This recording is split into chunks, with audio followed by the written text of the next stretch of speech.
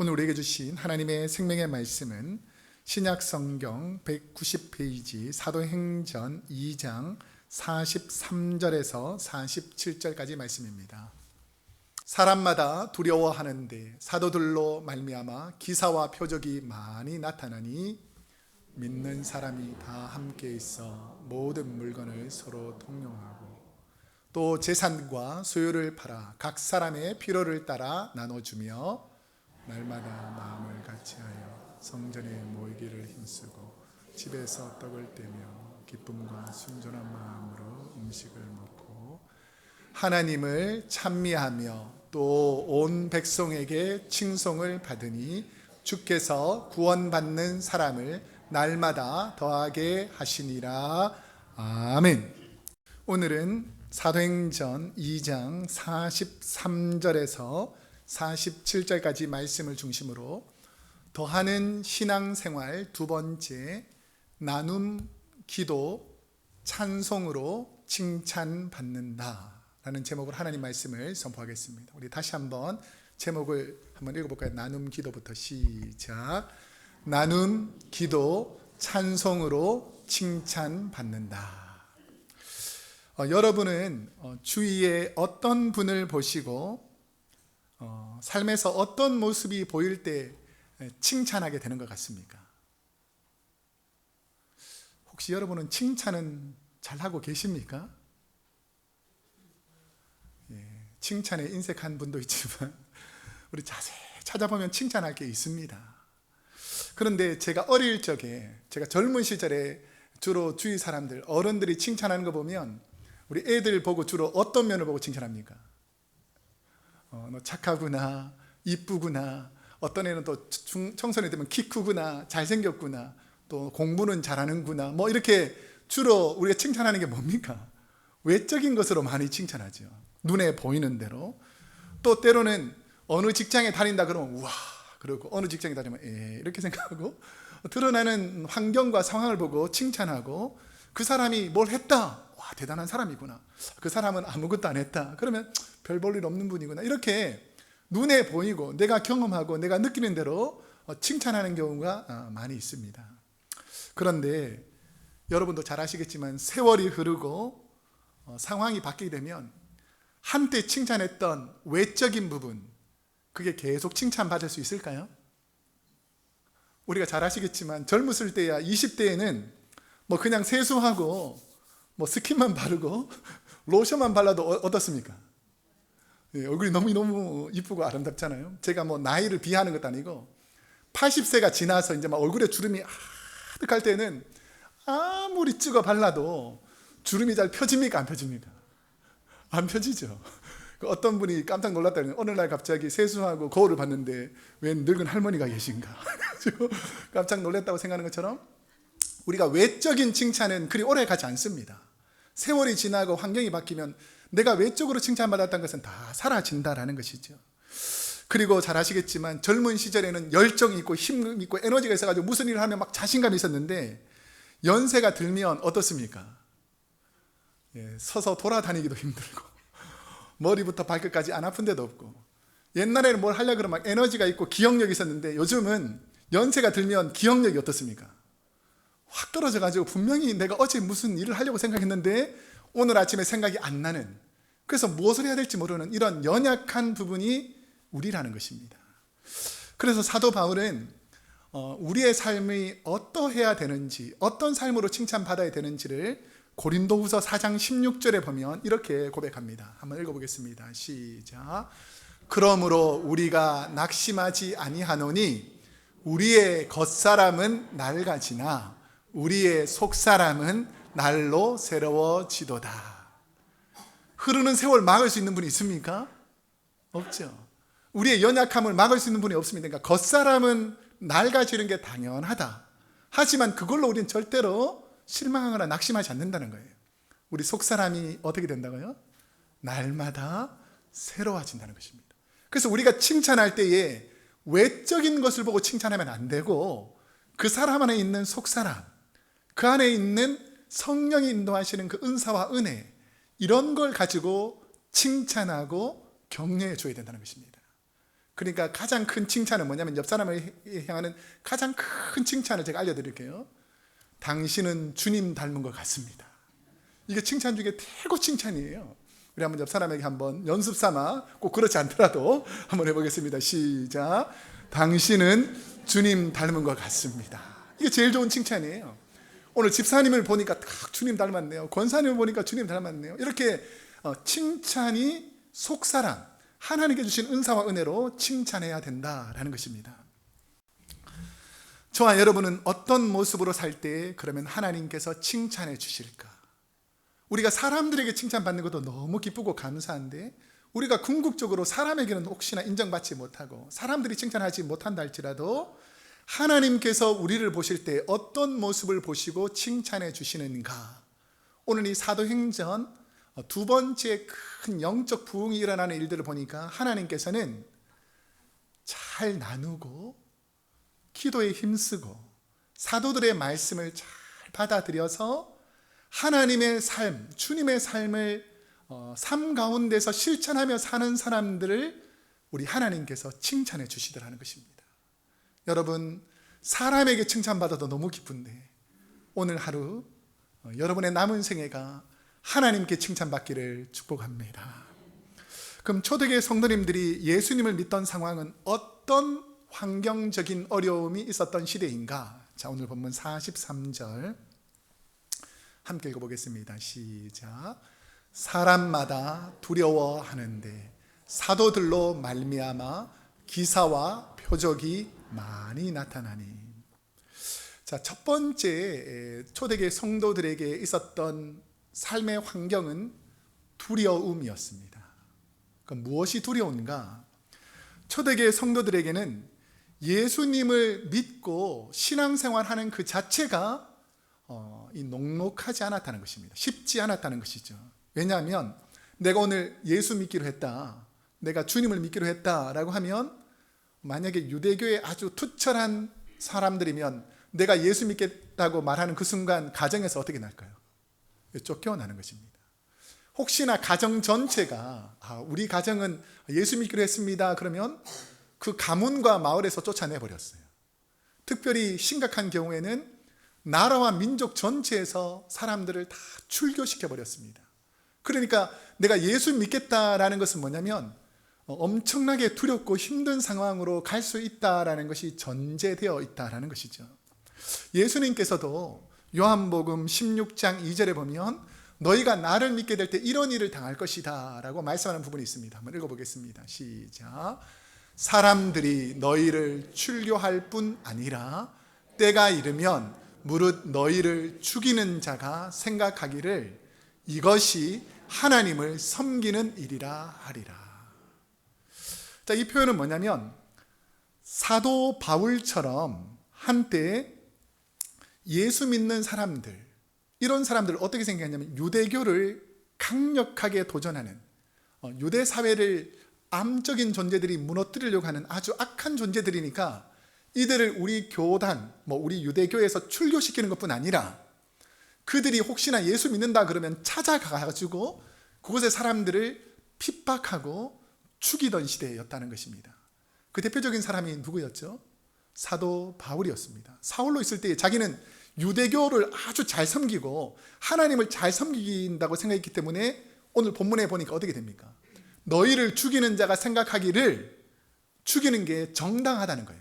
이것이 하나님을 섬기는 일이다. 예수 믿는 사람 죽이는 게 내가 하나님 잘 섬기는 거다라고 착각하면서 유대인들이 예수 믿는 사람을 핍박했다는 거예요. 얼마나 큰 두려움으로 예수를 믿는다고 결정해야 되겠습니까? 이제 상황을 바꾸어서 만약 저와 여러분이 오늘 예수 믿는 것 때문에, 교회에 다니는 것 때문에 나에게 찾아와서 누군가가 폭력을 휘두른다면 여러분 교회 나오기 쉬울까요? 어려울까요? 예를 들어서 우리 교회가 여기 있는데 우리가 교회 들어오려고 그러는데 이 경찰들이 풀어가지고 교회 들어오는 사람들을 몽둥이로 때리고 핍박하고 고난을 준다 그러면 교회 와서 예배드리기가 쉽지 않을 것입니다. 특별히 심지어 북한처럼 지하 감옥에 끌고 가서 예수 믿는 것 때문에 고문하고 평생을 정치범 수용소나 탄광이나 제철소에서 죽을 때까지 일을 시킨다. 그래도 예수 믿겠느냐? 쉽지 않다는 것입니다. 예를 들면 과격 이슬람 교도들처럼 종교법을 이용해서 예수 믿는다 그러면 사람들이 모여서 가운데 세워놓고 돌로 던져서 죽인다든지, 아니면 붉은 옷을 입혀서 쭉 해변에 세워놓고 총으로 죽이는 이런 상황에서 예수 믿는다, 이게 쉬운 일이 아니라는 것입니다. 아마 초대교회는 이것보다 더 핍박이 심했지 적지 않던 시대예요. 그러니까 예수 믿는다는 그 자체가 두려움으로 가득 차 있는 일입니다. 그런데 초대교회 성도들은 이러한 오해와 고난과 핍박에도 예루살렘과 온 유다와 사마리아와 땅끝까지 복음을 전해지고, 교회가 복음을 전하는 그 힘의 원동력을 보니까 어떻게 해서 두려움을 이길 수 있었는가? 자, 그 다음 줄에 뭐라고 되어 있습니까? 사도들로 말미암아. 오늘날 목회자와 주의 교회를 이끄는 그 리더들을 통해서 기사와 표적들, 엄청난 기적들이 일어나니까 오히려 핍박 속에서도 복음이 더 왕성하게 전해지더라는 것입니다. 초대교회 성도들이 사도들의 말씀과 기사와 표적을 보고 고난과 시련 속에서도 두려움을 이겨냈던 것처럼, 성도들이 하나님의 말씀의 권위를 따르지 않고, 이제 우리가 고난과 핍박이 있으면 우리가 두 가지를 결정해야 될 거 아니에요. 내가 계속 예수를 믿을 것인가, 내가 신실한 크리스찬으로 살 것인가, 아니면 적당하게 세상이 요구하는 대로 타협하면서 예수를 적당하게 믿을 것인가를 결정해야 되는 순간들이 있을 수 있습니다.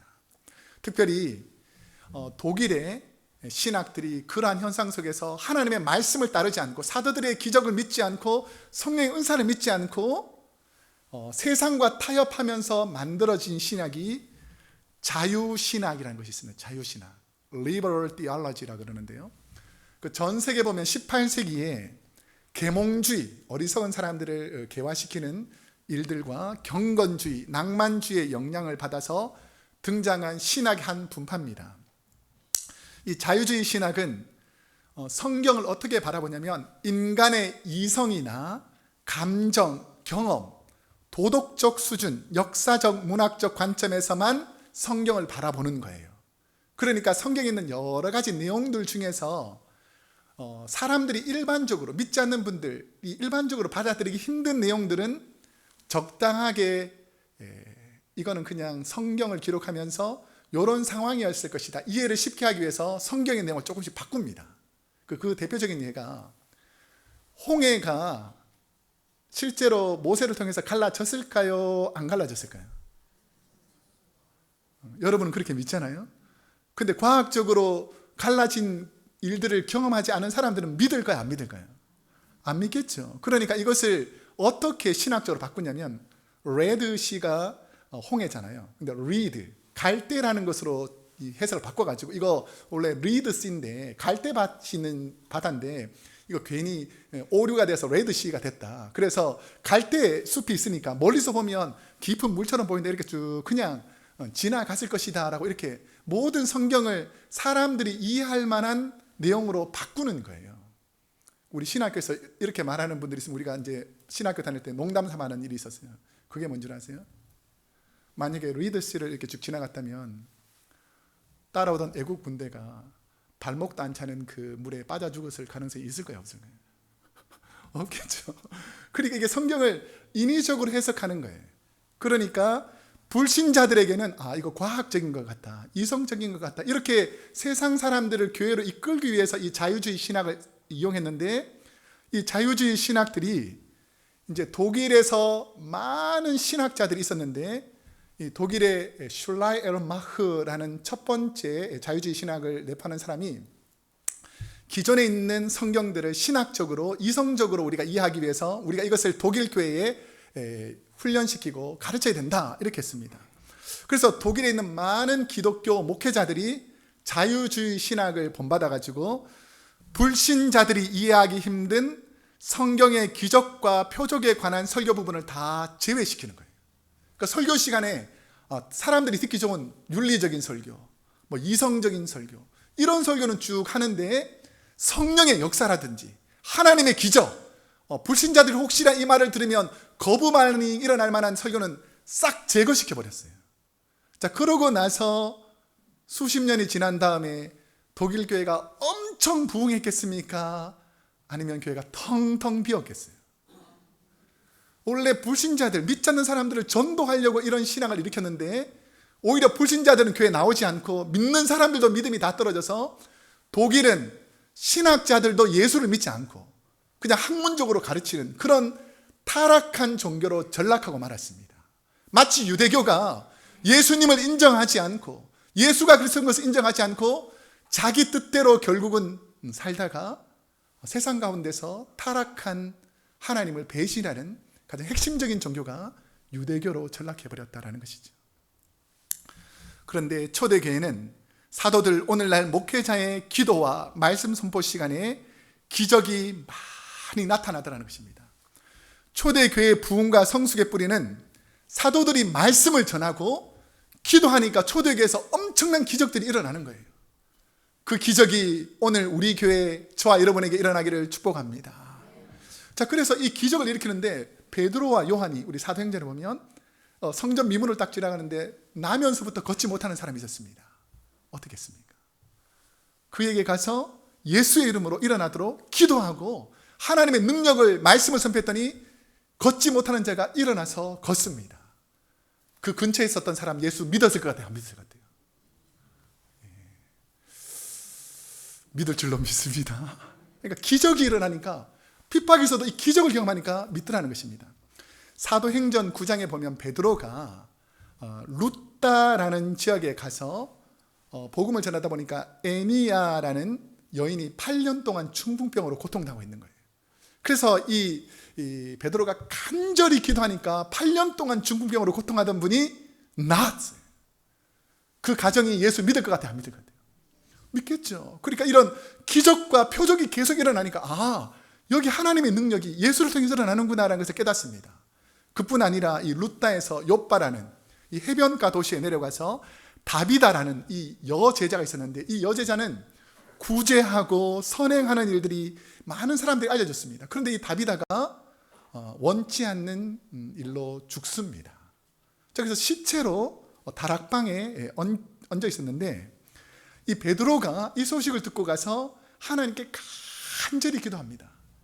다시 살아났을까요? 안 살아났을까요? 믿습니까? 그런데 살아났어요.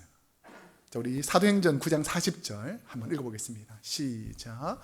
베드로가 사람을 다 내보내고 무릎을 꿇고 기도하고 돌이켜 시체를 향하여 이르되 다비다야 일어나라 하니 그가 눈을 떠 베드로를 보고 일어나 앉는지라.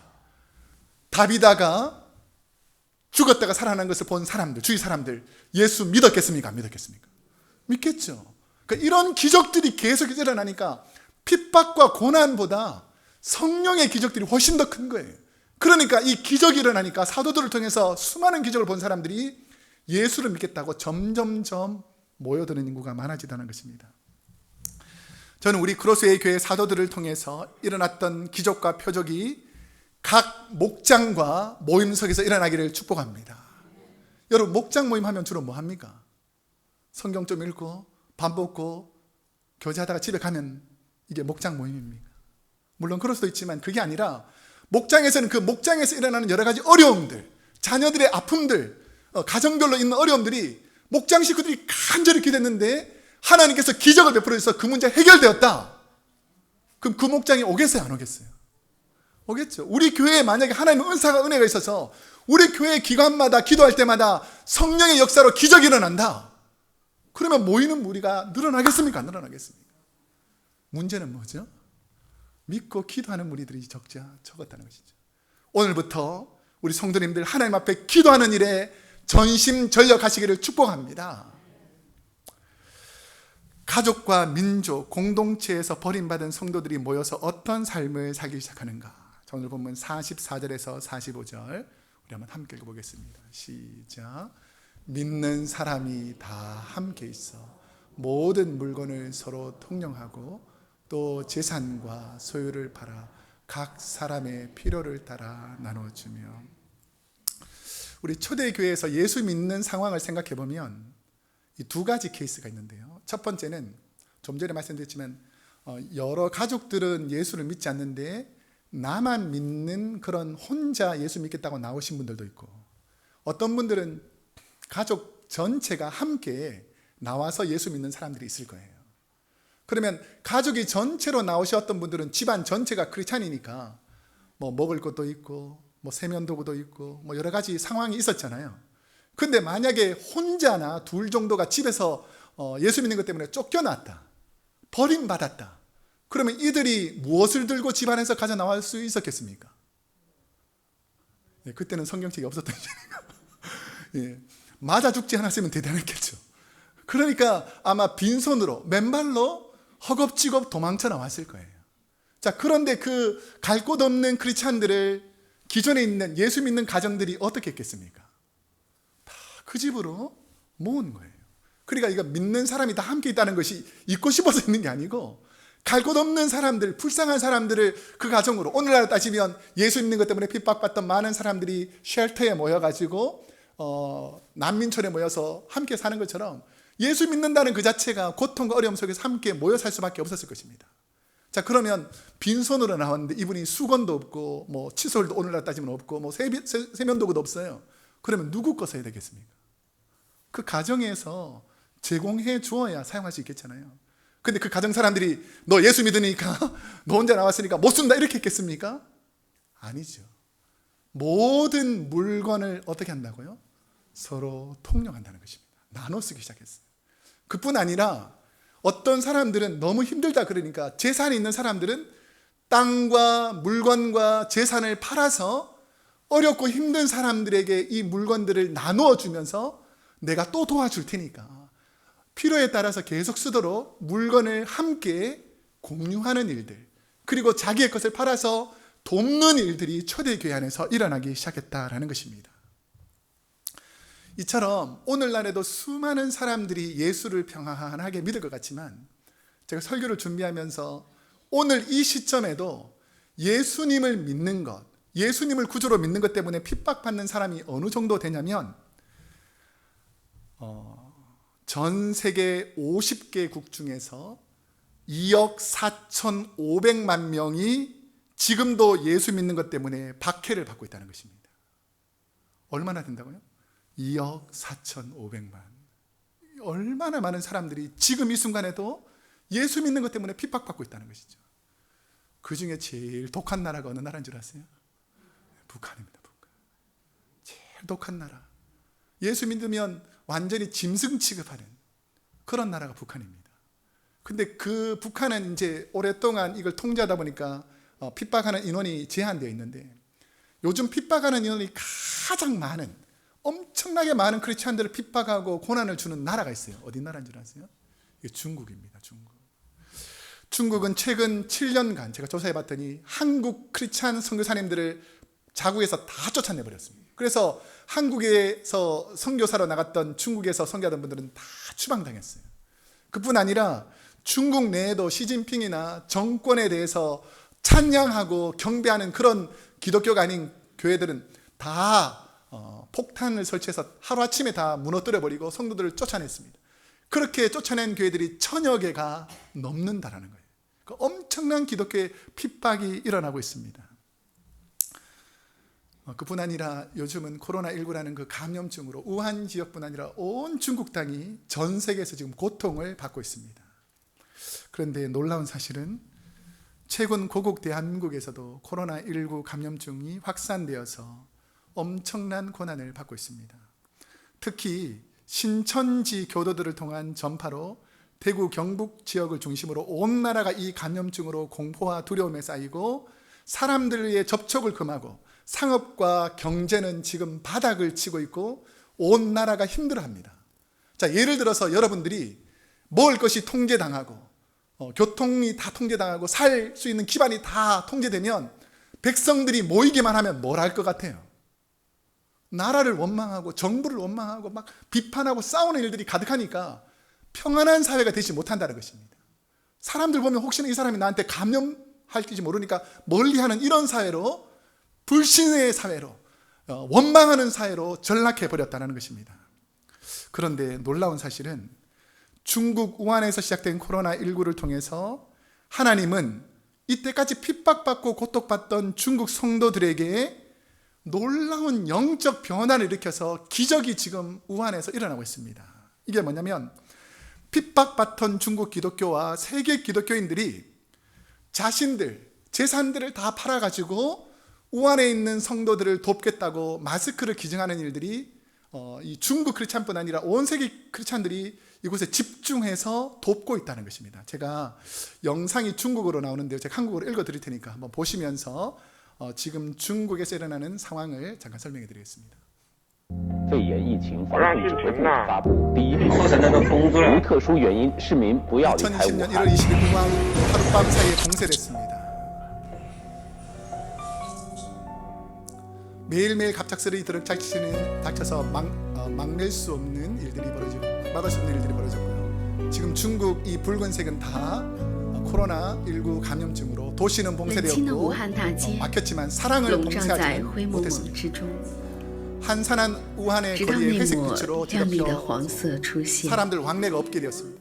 그런데 그 노란색 옷을 입은 사람들이 있기 전까지는 말입니다. 그들은 의사도 아니고 그들은 경찰도 아니었습니다. 우리는 그들의 이름을 알 수 없었습니다. 두터운 방어복이 우리의 시선을 막고 있었고서 우리는 그들이 어떤 얼굴을 가지고 있는지 알 수 없었습니다.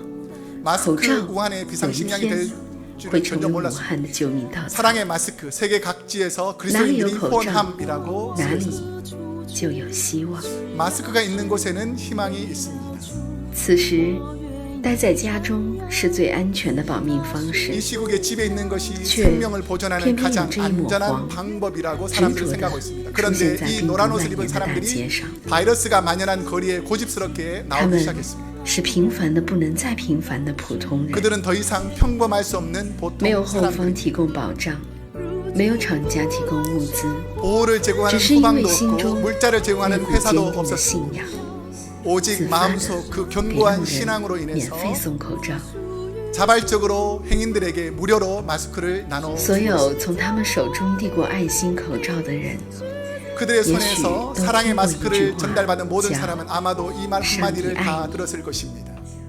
一时间， 하나님께서 所有的人 당신을 都知道 사랑하십니다. 了，他们有个共同的名字， 한순간에 모든 사람이 자, 기도도. 이들의 공통된 이름을 알게 되었습니다. 그리스도인이었다는 것이죠. 他们不仅仅是送口罩，更是告诉那些不安 그들은 的人， 마스크를 나눠줄 뿐만 神 아니라 爱他 더욱이 们， 불안한 속에 있는 神救他 사람들에게 们。所有信神的人 하나님께서 그들을 都能 사랑하신다. 得着真平 하나님께서 安。 그들을 구원하신다고 하나님을 믿는 모든 사람은 참 평안을 얻게 된다고 전하기 시작했습니다. 许多人认为，口罩难求的时期里，如果能 많은 免费 사람들은 发布 마스크를 一 구하기 天， 어려운 已经是 이 奇迹了。 하루라도 사랑의 마스크를 얼큰 나는 나누는 지지시. 일도 기적이라고 他 여깁니다. 们居然每天都能准时 그러나 地 더 出 큰 现， 기적은 이들이 매일 每 같은 天都 시간에 给患 나타나 难中的 마스크를 人 전하고 있다는 送 것입니다. 去口罩。 어려움을 당한 사람들에게 上帝 매일 是他们最大的 마스크를 供应者， 나눠주는 것입니다. 几乎每天都有全 이들이 国各 가장 地的 큰 基督徒 공급원은 바로 为他们提供 하나님이십니다. 物 거의 资。 매일 전국 각지에서 그리스도인들이 이들을 위해서 这 물자를 是一支 제공해 特殊 주고 的 있습니다. 队伍，他们里有青年 이들은 人， 매우 특수한 有 단체, 中年人， 젊은 사람도 있고 중년도 最 있고 小的才4岁的孩子。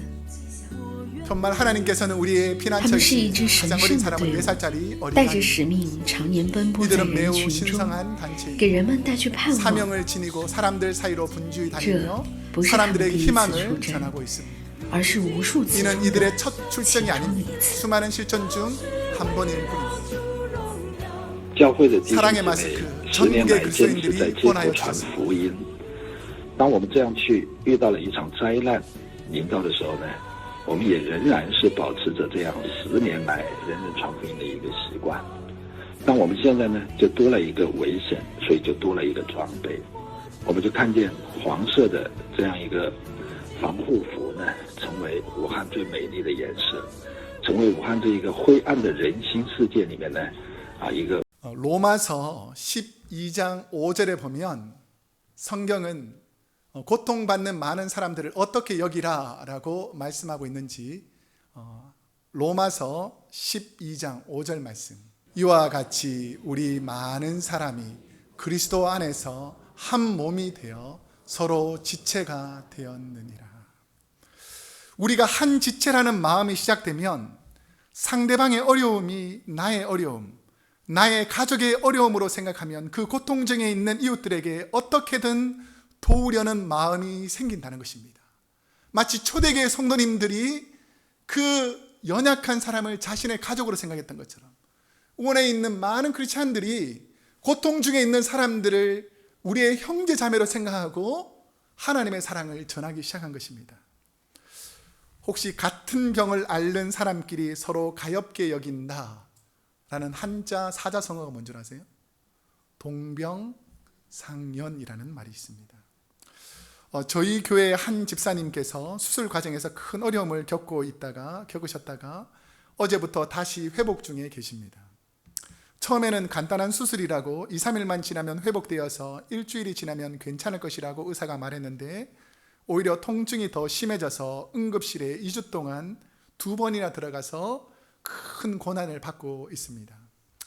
처음 수술한 병원에서는 계속해서 별 문제가 없다라고 말하는데 통증은 점점 더 심해지고 지난주에는 도저히 통증을 견딜 수 없어서 다른 병원 응급실에 가서 다시 조사해 봤더니 수술한 부분 옆부분을 잘못 상처를 주어서 그곳에서 계속해서 이 문제가 생겨서 통증이 계속되었습니다. 다행히 지난 금요일 수술을 잘 마쳐서 회복 중인데 두 자녀와 가족이 얼마나 고통 중에 있겠습니까? 저와 아내가 성도님들이 새벽마다 그 집사님을 위해서 기도하는 이유가 무엇이겠습니까? 한 가족이기 때문입니다. 여러분, 우리는 남남이 아니라 그리스도 안에서 한 지체요 한 몸이기 때문에 서로 사랑하고 나누고 베풀어야 될 줄로 믿습니다. 초대교회 당시 로마에서 파견되어 유다를 통치하던 총독 플라우디스가 이 총독이 로마 트라이안이라는 황제에게 초대교회 당시의 크리스찬들은 어떤 삶을 살았는지를 한 보고서가 있습니다. 거기에 보면 이렇게 크리스찬들을 소개합니다. 이곳 예루살렘 지역의 기독교인들은 신앙적으로나 윤리적으로나 칭찬을 받으며 법이 없어도 잘 살아가는 모범적인 사람입니다. 예수님을 모르던 사람들이 크리스찬들을 생각할 때, 기독교인들을 생각할 때 이 사람들은 진짜 모범적인 사람이다라고 평가하더라는 것이죠. 초대교회 성도들이 주위에 믿지 않는 사람들에게 칭찬받는 것은 그 시대와 문화, 인간의 기본적인 욕심과 완전히 반대되는 모습을 보여줬기 때문입니다. 많은 사람들은 코로나19에 감염될까 봐 다 집안에서 꼼짝 못하고 자기만 살겠다고 이 마스크를 싸재기 하는 이 시대에 크리스찬들은 거리로 나와서 노란 방어복, 경찰도 다 숨고 의사도 다 숨고 나오지 않는 그곳에 목숨을 내어놓고 하나님의 사랑을 전하는 거예요. 나중에 이 문제 해결되면 사람들은 누구를 진짜 내 형제 자매라고 생각하겠습니까? 오늘날 우리 시대에 만연되어 있는 이기주의, 개인주의, 철저한 물질주의를 넘는 것이 무엇인가? 하나님의 능력과 하나님의 기적이 있으면 하나님께서 더 큰 것으로 우리 삶에 채워줄 줄 믿는다면 우리는 하나님께서 원하시는 초대교회 성도의 삶을 살아낼 수 있는 줄로 믿습니다. 여러분은 최근 어떤 모습으로 주위 성도님들에게, 목장 식구들에게, 어려운 성도들에게 사랑을 베풀고 계십니까? 설교를 준비하면서 초대교회 성도님들처럼 살지 못하는 저의 모습이 참으로 부끄럽고 하나님 앞에서 죄송했습니다. 하지만 우리 교회 성도님들 중에는 참으로 어려운 분들을 최선을 다해서 보이지 않는 곳에서 돕는 분들이 얼마나 많은지 모릅니다. 제가 간단하게 예만 들면 학비가 없어서 어려움 중에 있는 분들을 돕는 분들도 많이 있고요. 병원에서 치료받느라 음식을 제대로 드시지 못하는 분들을 생각해서 정성껏 죽이나 음식을 써서 그 연약한 사람을 돕는 분들도 있습니다. 남몰래 어려운 성도님들을 찾아가서 위로하고 권면해 주는 분들도 있고요. 하나님의 사랑을 가지고 경제적인 어려운 분들에게 남몰래 돕는 분들이 다 있다는 거예요. 내가 안 할 뿐이지, 내가 안 해서 비난을 받을 뿐이지, 우리 주에는 주님의 사랑을 닮아가기 위해서 얼마나 많은 사람들이 오늘도 주님처럼 살아가는지 모른다라는 것입니다. 여러분, 주님처럼 살아내셔야 하나님께 칭찬받고 믿지 않는 자들에게 인정받는 줄로 믿습니다. 초대교회 성도들은 교회에서 무슨 일을 하였기에 칭찬을 받았는가? 자, 이분들은 46절 말씀 함께 읽어보겠습니다. 시작. 날마다 마음을 같이하여 성전에 모이기를 힘쓰고 집에서 떡을 떼며 기쁨과 순전한 마음으로 음식을 먹고. 초대교회 성도들은 유대인들이 모여서 제사 형식의 예배를 드리는 그 메인 성전에서는 예배를 드리지 못하니까 한쪽 동쪽 끝에 있는 솔로몬 행각이라는 곳에 모여서 날마다 모이면 눈물로 하나님께 기도하면서 하나님 우리의 억울함을 풀어주십시오, 하나님 우리 크리스찬들을 불쌍히 여겨주십시오라고 늘 기도했고, 예배가 마치고 집으로 돌아오면 먹을 것이 없는 연약한 사람들에게 떡을 떼어서 나눠주면서 교제하는 이런 모습들이 초대교회의 모습이었어요. 이걸 착각하면 안 됩니다. 먹을 것이 많아서 잔치를 벌리듯이 먹을 것을 나누고 뭐 행복하게 살았다, 이게 아니에요. 그 어렵고 힘든 상황에서 모든 경제권을 통제하고 먹을 것이라고는 떡 몇 조각밖에 없는데 이것을 나 혼자 먹지 않고 내가 굶주리더라도 연약한 자녀들과 어려운 이웃들에게 떡을 떼면서 나누었다라는 이 말씀입니다. 여러분, 남아서 풍족해서 나눠 먹은 것이 아니라 먹을 것이 없는 연약한 자를 불쌍히 여기고 나누어 주니까 이 사람들이 진짜 우리 형제구나, 이 사람들이 진짜 크리스찬이구나 라고 믿지 않는 사람들이 그 사람들이 크리스찬, 저 사람들은 예수님 닮았구나 라고 말했다라는 것입니다. 믿지 않는 주위 사람들에게 성도와 교회가 칭송받을 때 어떤 일들이 일어나는가. 자, 47절 오늘 마지막 결론입니다. 함께 읽어보겠습니다. 시작. 하나님을 찬미하며 또 온 백성에게 칭송을 받으니 주께서 구원받는 사람을 날마다 더하게 하시니라. 아멘. 성도가 하나님을 찬송하고 예배하는 삶을 사니 주에 믿지 않는 사람들이 하나님을 찬미한다 라고 말합니다. 이 누가복음과 사도행전은 누가라는 사람이 쓰는데요, 누가가 신약 성경 전체에 보면 이 9번의 하나님을 찬미한다라는 내용이 있는데 그 중에서 7번이 이 사도행전에서 나옵니다. 이 정도로 이 사도행전의 내용에서 이 누가는 어떻게 할 때 하나님의 영광이 드러나고 어떻게 하면 하나님 기뻐하는지를 이 시각을 가지고 이 성경을 기록했다라는 것을 알 수 있습니다. 성령의 임재가 있고 교회가 잘 되고 부흥하는 교회는 어떤 교회인가?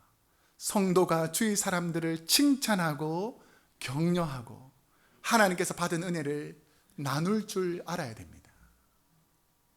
아멘 좀 하세요. 자, 여기서부터는 좀 찔리라고 하는 얘기니까 찔려도 저도 찔리라고 말씀드릴 거니까요. 여러분, 목회자들 욕 좀 그만하시기를 축복합니다. 목회자를 칭찬할 줄 알아야 돼요. 교회가 잘 되려면 목회자들을 칭찬할 줄 알아야 돼요. 우리가 부족한 게 얼마나 많습니까? 근데 만날 때마다 욕하면 어떻게 목회를 하겠어요? 여러분들, 장로님들을 칭찬해 줄 수 있기를 축복합니다. 장로님들 무슨 돈 받고 교회에서 일하는 것도 아닌데 맨날 욕하고 비난받으면 어떻게 교회를 충성스럽게 하겠습니까? 여러분들, 여러분을 섬기는 목자와 부목자, 교사들을 칭찬해 줄 수 있기를 축복합니다. 이 목자들이 여러분을 위해서 얼마나 많이 눈물로 기도하고 하나님의 사랑을 하는데 우리 목자는 이래서 불만이고 우리 목자는 이래서 안 좋고 우리 목자는 이렇게 안 좋다고 원망하고 불평한다고 해결됩니까? 여러분, 기도로 섬기는 권사님들, 집사님들, 교회를 섬기는 모든 분들을 칭찬해 줄 수 있기를 축복합니다. 칭찬해야 하나님의 영광이 드러나는 거예요. 원망하고 불평한다고 하나님의 영광이 드러나는 게 아닙니다. 초대교회에 원망하고 불평할 일이 얼마나 많았겠어요. 하나님께 따지고 싶은 일들이 얼마나 많았겠습니까? 근데 초대교회는 그렇게 살지 않았다는 거예요. 모든 것이 하나님의 은혜라고 생각하고 모이면 기도하고 찬송하고 예배가 마치면 가정에서 나누고 교제하였기 때문에 오직 그 하나님의 영광 때문에 믿는 무리들이 하나님께로 더해지더라는 것입니다. 한번 제가 냉정하게 여쭤볼게요. 여러분, 우리 교회가 잘 되기를 원하십니까? 그러면 칭찬하세요. 맨날 교회를 욕하는데 어느 누가 예수를 믿겠습니까? 여러분, 성도들을 칭찬할 수 있기를 축복합니다. 여러분들이 성도들을 욕하면 누가 예수 믿는 사람을 칭찬하겠습니까? 하나님께서 영광 받으시는 일은 서로가 서로를 칭찬하고 격려하고 하나님의 영광을 위해서 살아내도록 서로 힘을 실어주는 거예요. 부족한 부분을 격려해주고 연약한 부분을 칭찬해줘서 하나님의 기쁨이 되시는 저와 여러분이 되시기를 축복합니다. 기도하겠습니다.